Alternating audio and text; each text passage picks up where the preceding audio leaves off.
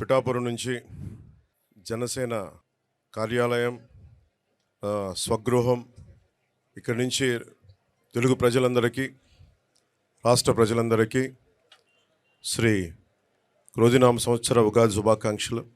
ఈ క్రోధి ఉగాది సంవత్సరాన మనందరం క్షేమంగా ఉండాలి. ముఖ్యంగా రైతు క్షేమంగా ఉండాలి, యువతకు ఉపాధి అవకాశాలు రావాలి, మహిళలకి నిర్భయంగా తిరగలిగే ధైర్యం రావాలి, ఉద్యోగస్తులకి నెలకి జీతాలు రావాలి, కార్మికులకి, ప్రతి ఒక్కరికి, రైతు కూలీలకి, రైతులకి అందరికీ ఉపాధి అవకాశాలు, లాభాలు రావాలి.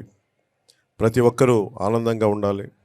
ఈ రోజున ప్రత్యేకించి ఈ ఉగాది పండుగ కోసం వచ్చిన శ్రీ వర్మ గారికి, బీజేపీ అధ్యక్షులు రాజు గారికి, కాకినాడ పార్లమెంట్ ఎంపీ అభ్యర్థి శ్రీ ఉదయ్ శ్రీనివాస్ గారికి, ముఖ్యంగా పిఠాపురంలో నేను పోటీ చేయాలి అని చెప్పి ఒక 2 సంవత్సరాల ముందు ఆయన ఆకాంక్షను వెలబుచ్చి ఓడూరి నాగేశ్వర గారి దంపతులకి ప్రత్యేకించి హృదయపూర్వక ధన్యవాదాలు.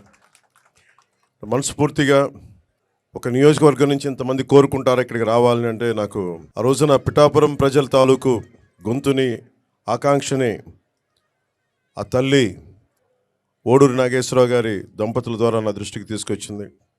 అలాగే వారి 3 పిల్లలు, ముఖ్యంగా కిషోర్ మంగళగిరి నియోజకవర్గ ఆఫీస్కి వచ్చి మా నాన్నగారు పంపించారని చెప్పి ప్రత్యేకమైన ఇట్లాంటి మామిడి పండ్లని తీసుకొచ్చి మీరు రావాలి, పిఠాపురంలో పోటీ చేయాలని ఆ రోజు కోరుకుంటే నిజంగా నేను ఆ రోజు ఆలోచించలేదు.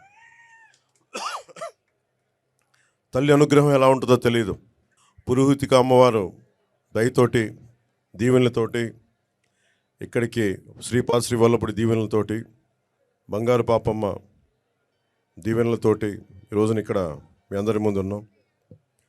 సర్వమతాలు, సర్వ కులాలు, సర్వ ప్రాంతాల్లో ఉండే ప్రజలందరూ క్షేమంగా ఉండాలి, మనస్ఫూర్తిగా అందరూ బాగుండాలని కోరుకుంటూ, ఈ క్రోధినామ సంవత్సరంలో మన కూటమి ప్రభుత్వాన్ని స్థాపిస్తున్నాం, విజయ కేతనం ఎగరవేస్తున్నాం.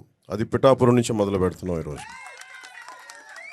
సో మనస్ఫూర్తిగా మీ అందరికీ, ఇక్కడికి వచ్చిన అందరికీ కూడా, మా జనసేన నాయకులకి, తెలుగుదేశం నాయకులకి, భారతీయ జనతా పార్టీ నాయకులకి, ముఖ్యంగా మద్దతుదారులందరికీ ప్రత్యేకించి పేరు పేరున అందరికీ మరోమారు శుభాకాంక్షలు తెలియజేసుకుంటూ సెలవు తీసుకున్నాను.